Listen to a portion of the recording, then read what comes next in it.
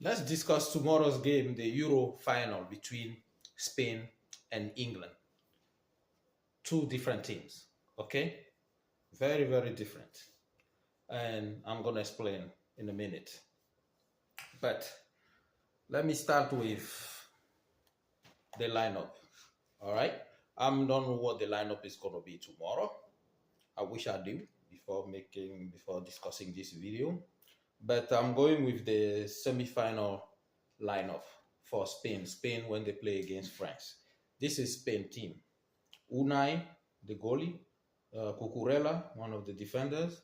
Emeric Laporte, Nacho, Jesus Navas, Fabian Ruiz, Rodri, Nico Williams, Dani Olmo, Lamin Yamal, and Alvaro Morata. Okay? And so when you look at this team, offensively, yes, for Spain, Williams, Olmo especially has been really, really great for them, right? And he's very young, I don't know, 16, 17, very, very young. Lamine Yamal and Alvaro Morata, believe it or not, he's still on the team after a disastrous season in Chelsea. So Spain, when you look at it, yes, offensively, yes, they can punish you, no question about that. And also, they have been playing relatively small teams. Okay, so to me, they haven't really been tested yet. And against France, also, they were very lucky. They didn't play that well either. Okay, I think it's just they were lucky that France they only have Mbappe that can only do everything for them. You know, so Spain they haven't really been tested yet for me to say more about them. But when I look at them, beside the offense, which is great, but defensively, I think they have issues. Okay, Cucurella, you saw him. He's just not. He's more of a winger to me than a defender. Okay, he always like going forward. He reminds me of Alexander Arnold. So defensively, I don't think he's that disciplined there, and he's going to be facing. I'm pretty sure for them tomorrow. So there's going to be a lot of work for him tomorrow. I just think it will be a mismatch, but we'll see tomorrow. Okay, and Emeric Laporte, you remember him when he was at Man City, right? So he's very he's not reliable defensively, if you ask me. Nacho even, but Nacho is going to be facing maybe Saka tomorrow or something. So that's where England has the advantage. The wingers, Saka and then Foden, they are very fast and fast paced, and they can cause defenders a lot of trouble. And especially this Spanish defense, I don't think it's that great. Okay, so just to summarize, Spain defensively they have some work to do. Depend on how England wants to play tomorrow. But let's look at England lineup. This is the lineup when they faced the Netherlands at the semi-final. A game they were very lucky, like to win. They were lucky that the Netherlands also are not that clinical offensively. Okay, Netherlands they just don't have a striker. Okay, and that's what really penalized them. But if England, the way they play against the Netherlands, if they play like that against Spain, they will be punished.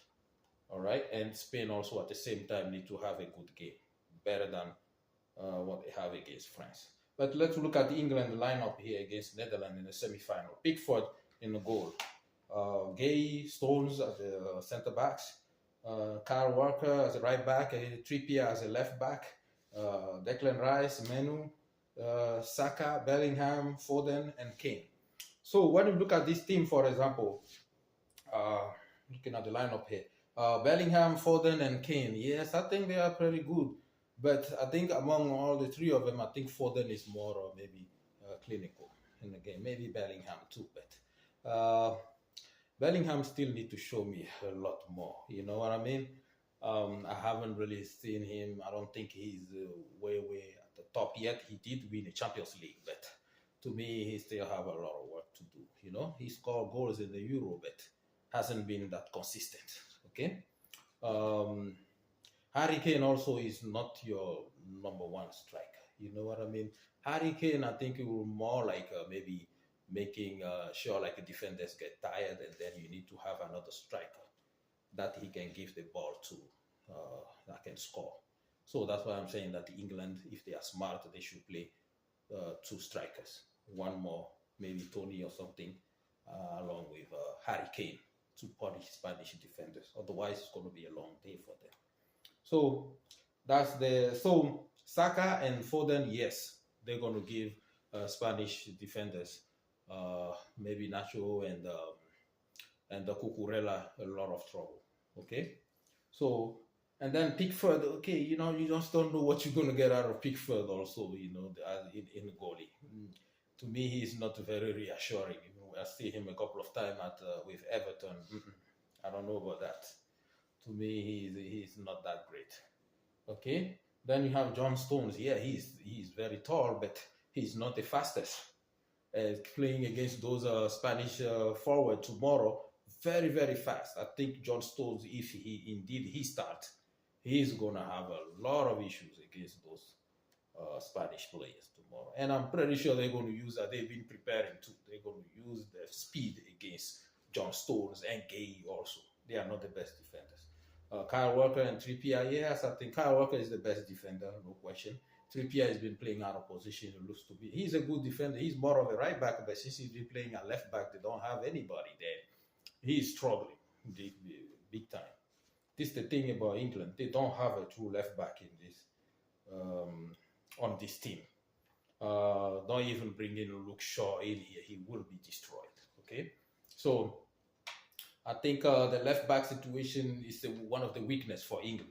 Okay, and offensively, yes, both teams can score, but I think the edge goes more to Spanish players because offensively, whether they are like offensive midfield, they can score. All these guys can score. Okay, but that's not always the case with England. So, but both teams defensively, yes, they have some issues. But I think defensively, because of Kyle Walker and Trippier, England has an edge.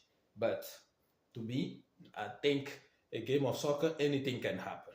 Okay, but if I have to make a prediction, I think Spain has the edge. But like I said, I wish I knew the lineup before making a prediction.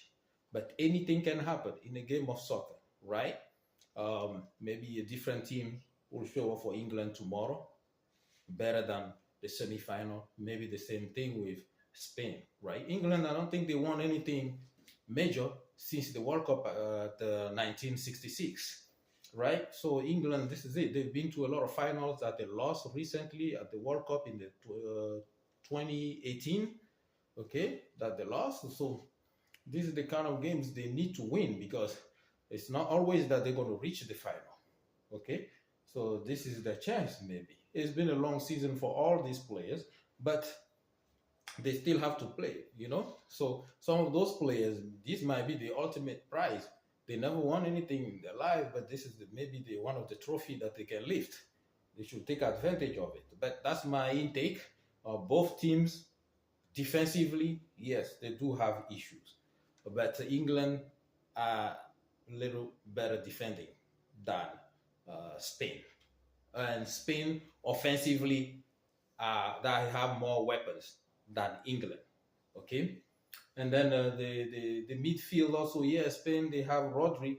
I think he's the most consistent there. But when it comes to England, you just don't know who's going to be there. Is it Rice? Is it Menu? They don't have like a true captain in the defense. You know what I mean? A true leader, not in the defense, but in the midfield. But that's my intake. Let me know your prediction. Who do you think is going to win? Who will have the edge? What will make the difference? Whether you are a Spain or England fan. Okay? So good luck to both of these teams.